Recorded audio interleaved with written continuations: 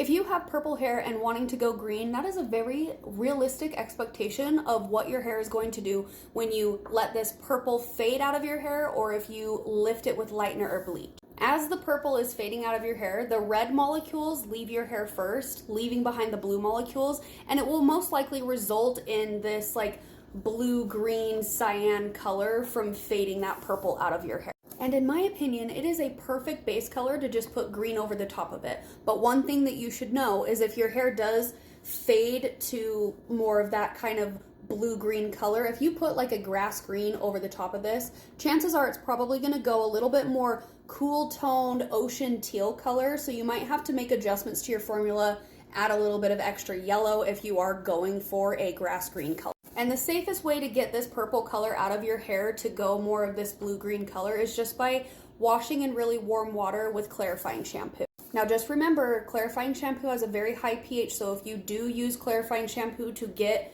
your purple color to fade more this green color, I would highly recommend using a deep conditioning mask after every single time you use clarifying shampoo on your hair. Because if you do overuse clarifying shampoo, it can cause your hair to become very brittle and break over time. So we do need to replace all of the moisture that was lost in the hair through the clarifying process, as well as using that deep conditioning mask to bring down the pH of your hair back to its natural state of 4.5 to 5.5 on the scale. For reference, clarifying shampoo has a pH of like 10 or higher depending on the brand. But if you are planning on bleaching your own hair at home, do so at your own risk, but I do want to troubleshoot a couple things that you might run into if you do that. I would assume that your natural roots are going to turn yellow and the purple that you're trying to lift out of your hair is going to turn this color. So you want to make the roots and the ends even by adding some sort of like pastel blue to your roots before you put your green over the top of it.